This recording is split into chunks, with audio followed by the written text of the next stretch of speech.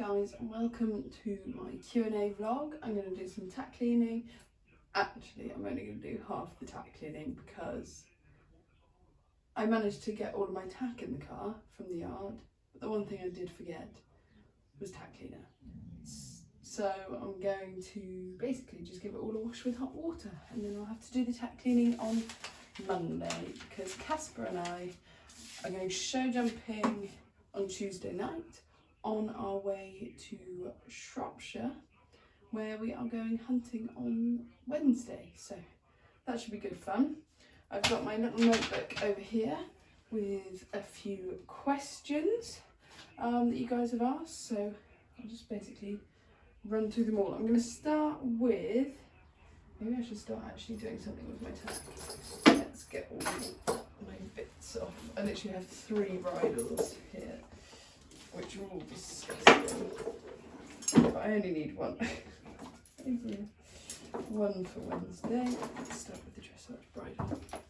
I'm going to do it all properly, fairly properly, and try taking it all apart. But let's start with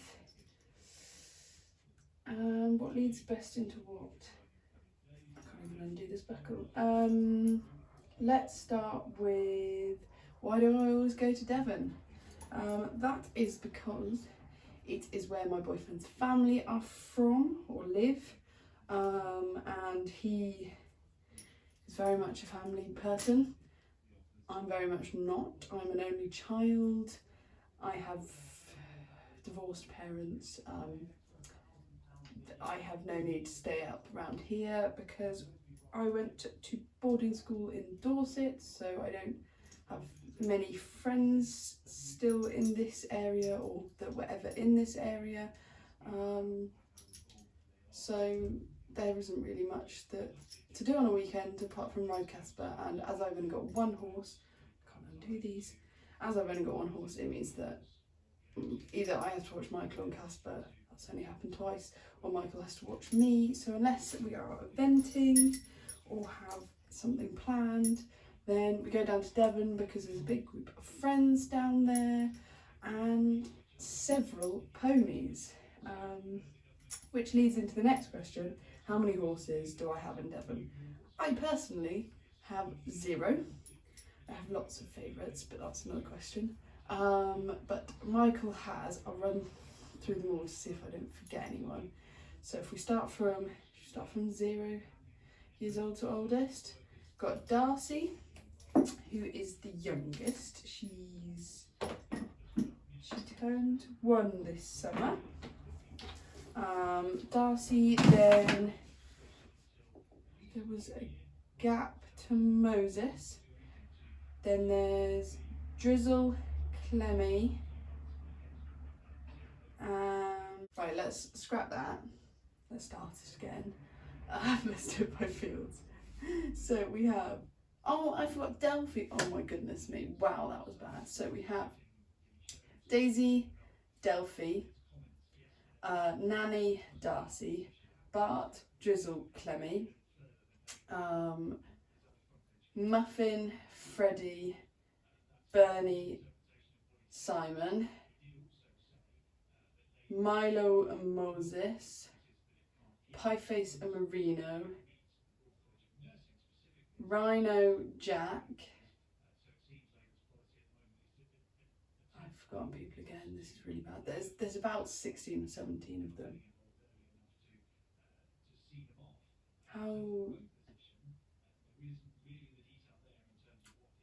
I'm just going to cut and we're going to start again for the 3rd time. This is in Devon. Oh, hang on, I did actually write it down so that I could get it right. Let's hope I have actually got it right now that I've written it down. So there is Darcy, Delphi, Moses, Drizzle, Clemmy, Muffin, Marino, Pirate, Rhino, Freddie, Milo, Jack, Simon, Bernie, Bart, Daisy and Nanny. That is 17 are on the farm, and then they also own Pip and Tarka, who are both out on loan. Yeah, there's plenty of horses there. I must add, not all of them are ridden. If you want to know more about them, I'm going to put the link to the vlog here. where I did a Meet the Horses in Devon, and I think the only one that's not in that is Drizzle. It's one of the D's, Drizzle or Delphi, because they were away being, well, it depends which one it was. Delphi was away being taught some manners and doing some groundwork, and Drizzle would have been away being backed, rebacked, and she's 4, so can't remember who was away at the time, but I know it was one of those two. So yeah, the next question, so that's how many horses there are in Devon. 17. Why do you always go down to Devon? I really should have written this out in an order that made sense to answer rather than just when I got the question. Who is my favourite in Devon? I have a few. I don't have a very clear favourite anymore. If you'd asked me this a year ago, I would have hands down said Marino. He is such a good boy. But now, I'd say Marino's probably still my favourite, but I never get to ride him anymore. Michael's mum has decided he is now safe enough for her. He was last season, I would say anyway, but he wasn't her favourite. But yeah, so now I very rarely get to ride Marino. Milo's pretty cool, but he definitely needs to learn to jump. But he's quite fun. He's quite cheeky now. He used to be quite boring and quite slow. Drizzle is for sure my favourite racehorse. Not that she started her career yet, but if and when she does, she will be my favourite racehorse. I have loved her since the first time I met her. She was 2, 1.5, 2. And I've just loved her personality ever since, really. There's obviously little Muffin, who no one else even likes, so she definitely has to be on my favourites list. She's got lots of character as well, and she's just quite fun to ride, to be honest. I just love riding ponies. They're so different, they're so much more fun, and yeah, Muffin is great fun. That probably leads on to the question, will we sell Muffin? I keep saying we. None of these horses belong to me. It is not my decision. I have no input apart from the work put into them. So yes, Muffin will be sold. She came as a foal to be a nanny to the younger ones, and she doesn't suit that job. She bullies them. So she will have to be sold. We are currently deciding whether she's going to be sold as a project and just out of the field, or whether we get her out hunting, get her fit and sell her then. My guess is that she'll be sold as a project from the field. That would be sad, because she's so easy to keep. She doesn't have feed, she doesn't have shoes, she doesn't have rugs.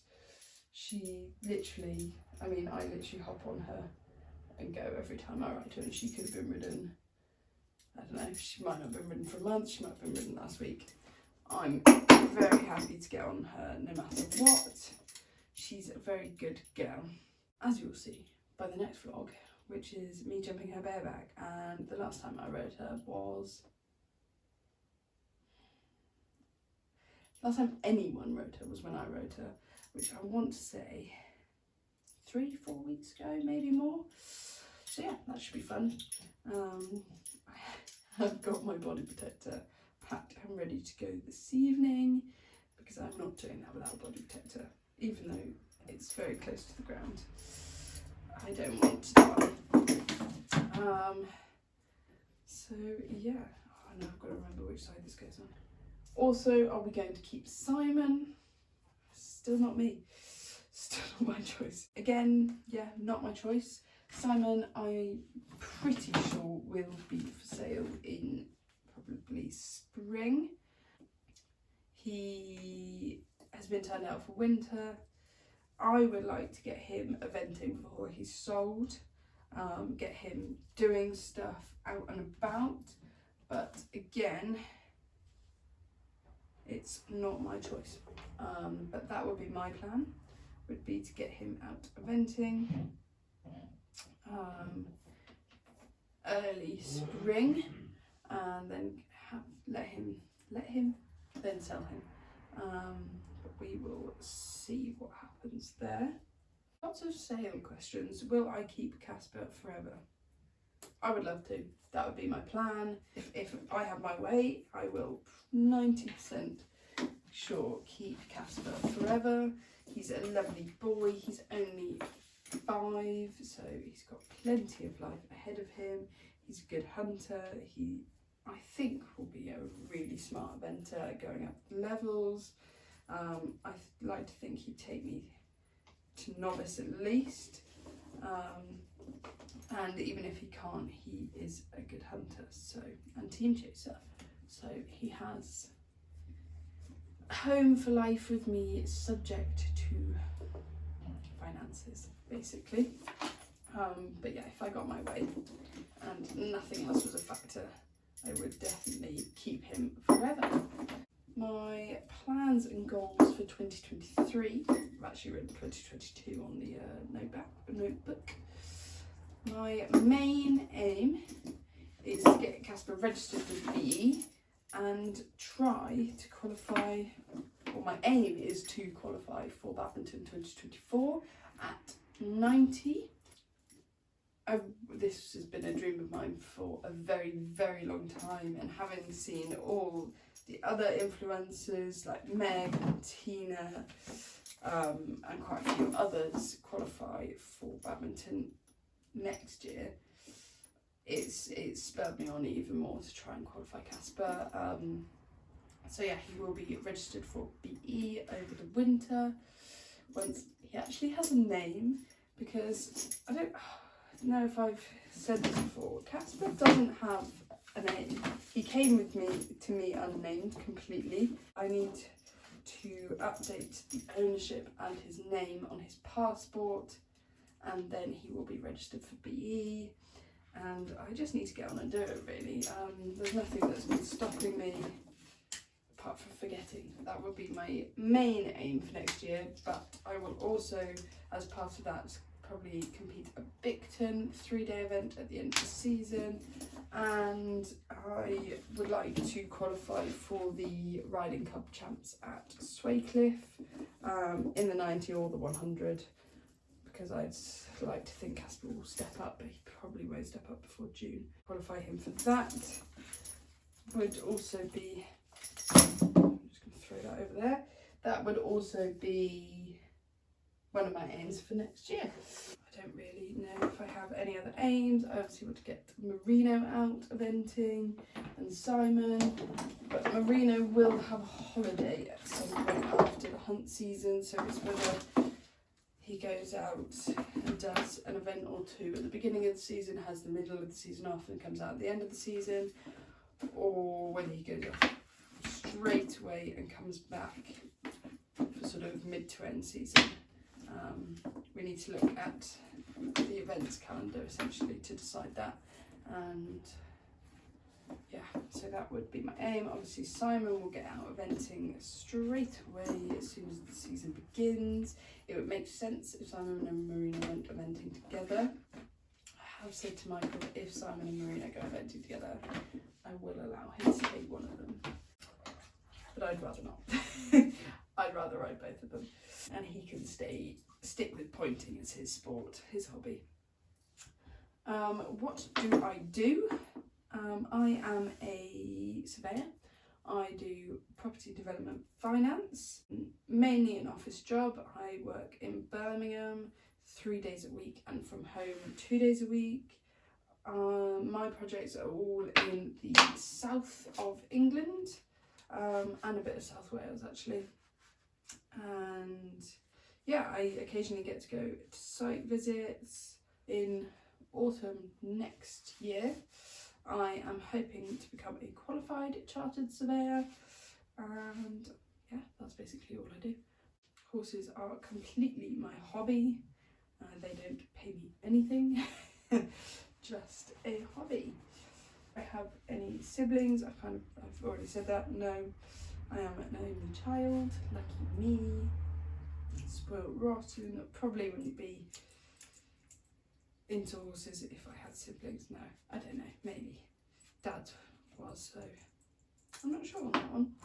Do I pay for Casper / muck him out? Is he on DIY? He is not on DIY, but I do pay for his livery, his shoes, his insurance, everything. All his feed and bedding comes under the livery costs. So yeah, he is on part livery, which is they muck him out and do his day-to-day care 5 days a week, and I do it 2 days a week. My days are Wednesday and Friday because those are the days I'm usually working from home, but they're very flexible. I can move it around and stuff, and I just don't do him on weekends because I'm in Devon most of the time, so that wouldn't make sense. How far would I like to go in eventing? I definitely like to get up to 2-star and novice. If my confidence remains how it is, how it could be, I would quite like to get to 5-star. The only 5-star I dream of doing is badminton. I have no urge to do any of the others, but you never know, if you're at that level you probably do want to do some of the others. But that obviously depends on my confidence and the horse I have. I really doubt Casper's going to be a 5-star horse. He has jump, but definitely would need a lot of work. Never say never, he probably could prove me wrong. The people I bought him off didn't think he'd be that great a novice, and I think now that he's actually in work, he will definitely get to novice 2-star level, but I'm not sure how much further from that he will get. So yeah, it depends on finances and everything, but I would like to do badminton. I think it would be a good thing to tick off the bucket list, but I won't be too disheartened if I never make it there.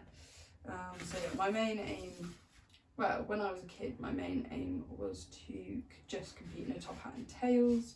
Obviously now you can no longer ride dressage in a top hat, but the tails element stays the same. I would love to compete in a tailcoat.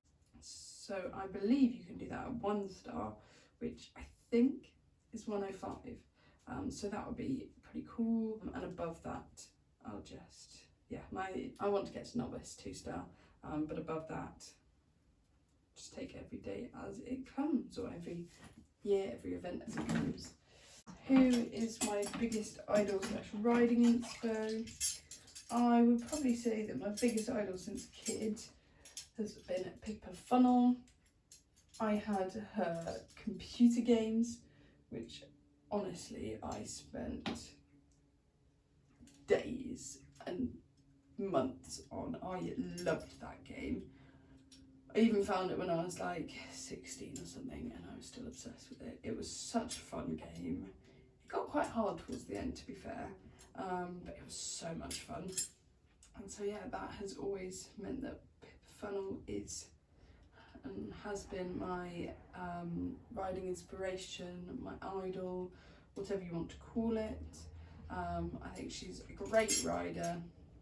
She's at the top, and from what I know of, she's a very kind rider and yeah, very nice to horses and everything. So she is my biggest inspiration. I think that's all my questions.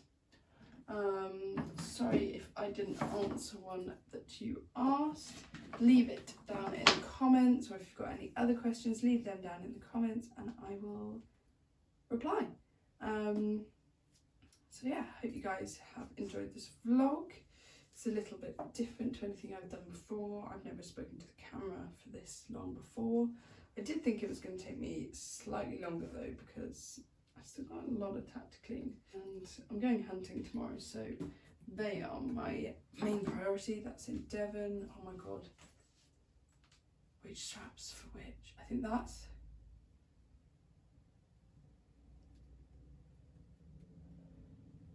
There's an underneath and two side by side. So my guess would be the two side by side would be cheek piece and throat lash, and the under would be noseband. They are slightly different widths. What do we think's... I don't even know when my... Right, so throat lash. Oh, I think throat lash is the under one. It is, because it's got the littlest buckle. What goes first? I've already done it on one bridle. In front is noseband, as she says, putting the cheek piece on the in front one. Is that right? It's not even in the right hole.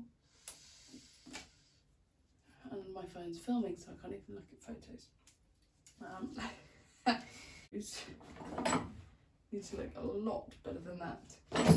I will insert a little clip after this showing you that I did finish cleaning my tack and my boots are beautiful looking.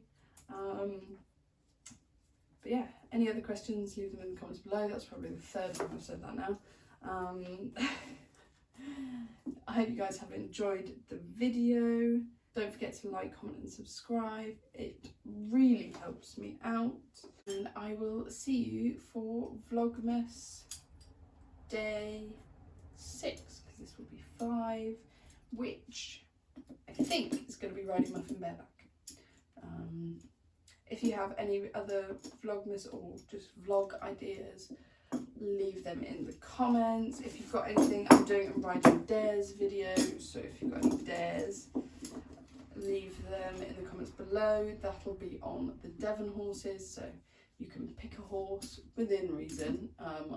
Some of them are babies and some of them I don't want to die on or ruin their education. But yeah, if you pick a horse, I may do it on them if I can. You can be as mean as you want. Michael, ever so kindly, has dared me to jump blindfolded. I think I should make him do it with me. So if you'd like to see Michael do it too, leave a comment below. But yeah, I will see you guys in the next vlog. Right, all clean. My boots are in there, you can kind of see the top of them, quite clean. And I can promise you I polished them, because the polish, where is it, is literally all over my hands.